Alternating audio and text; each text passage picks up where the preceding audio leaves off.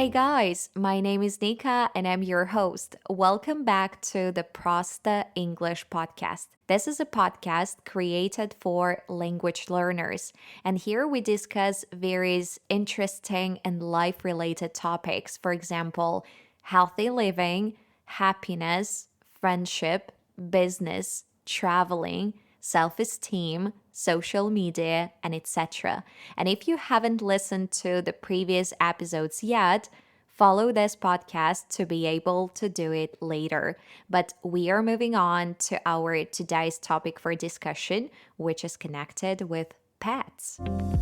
Unfortunately, I didn't have any pets in my childhood. My mom was always against the idea of having a cat or a dog, and she always found millions of reasons to say no. For example, we don't have time to take care of pets or walk a dog twice a day. And if we have a pet, we need to clean the house more often. And what if a pet dies one day? It will be very painful and it will break our hearts. But despite all these points, from time to time, my brother and I still try to ask her, expecting to hear something different.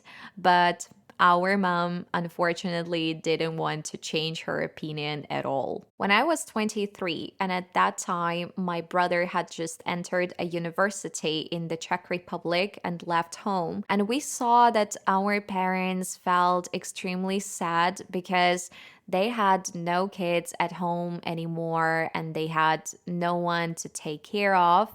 So we asked them one more time, maybe it's a good idea for you two to have a dog. It will be fun and the home will not look so empty and lifeless. And you can't imagine our shock, but our mom finally said, yeah, maybe it's a good idea. To be honest, I think it was fortunate because that month, a homeless dog that was living next to my parents' warehouse gave birth to 5 or 6 puppies. I don't remember exactly. And when my dad saw these puppies, he somehow immediately selected one puppy and sent us a picture of it. And I have no idea how he did that, but he said later on that it was love at first sight. And later on, my brother and I brought this puppy home when it was only 1 or 1.5 months old.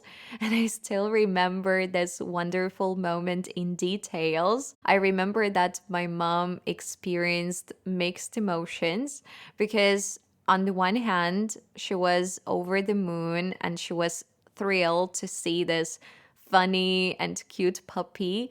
But on the other hand, as a very responsible person, she felt stressed and, of course, she felt puzzled because she had no idea how to take care of it and what to feed it with. I remember that my dad said, don't worry, we were able to bring up 2 kids, so I'm sure we will figure out how to care for a pet. And that was true. My parents were able to find common ground with our dog, and now it's their best friend and their third child that they adore and cannot imagine their life without. Some time ago, I asked my mom why she didn't want to have a dog earlier, and she replied, unfortunately, I didn't know that it's so cool, and I really regret it. And I wish we had adopted a dog when you were still kids and you were studying at school because it would have been much more fun. Now I'm also dreaming of having my own dog that will live with me and my husband in Poland. But now I have another problem, and it's my husband because he's against having a dog in an apartment. He always says that if we lived in a private house, then we would definitely have a dog. But an apartment is not a place for a dog. Also, he's afraid that it will smell or we will always have scent and mess, and the dog can also damage furniture and personal belongings. But I still hope that one day when I finally select the breed that I want, I will be able to convince him to have a dog. In Poland, actually, all young families have dogs first and only then children. And I think it's a smart approach because you can learn to share responsibilities and also you can acquire skills that can be valuable and beneficial for parenting. In today's episode, I wanted to focus on the pros or the benefits of having pets. And the first one that I was able to identify is positivity. When I come to visit my parents, we often laugh and smile thanks to our dog many times a day. For example, it can do something silly like lay on the floor in a funny pose, run after birds, or inform us that a neighboring cat is in our yard by barking very loudly. The second benefit is about health. Of course, all breeds of dogs need regular daily walks, both in the morning and in the evening. So, dog owners must go out even when the weather is bad outside or when they feel lazy and have no energy. But nowadays, many of us work remotely, and sometimes we can spend days sitting at home in front of our computers and laptops and TVs, having no reason to go out. So, dogs can definitely add extra activity to our sedentary lifestyle. And as the result, they strengthen our immune system, prevent obesity or weight gain, and also reduce the risk of chronic diseases such as heart disease, stroke, cancer, and diabetes. But animals can have a positive impact not only on our physical health, but also on our mental health. Firstly, when we interact with pets, we change our focus and we forget about our problems for some time. And later on, those issues and obstacles might not look so serious anymore, or we can find some fresh solutions which we were not able to see previously. Secondly, when we interact with pets, our body releases serotonin and dopamine,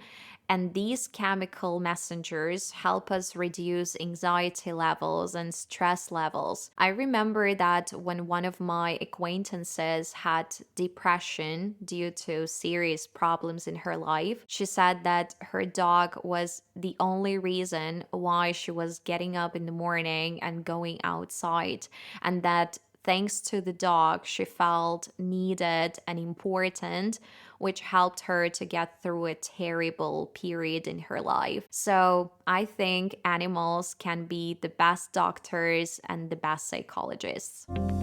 The third benefit is social interaction. Pets can be wonderful conversation starters and can help facilitate social interactions. For example, when you are walking your dog in the park or taking your cat to the vet, pets provide a common ground for people to connect and share experiences.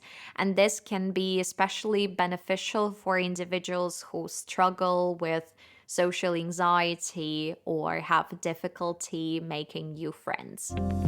The fourth benefit is companionship. When you have a pet, you will never feel lonely at home, even if you are there alone.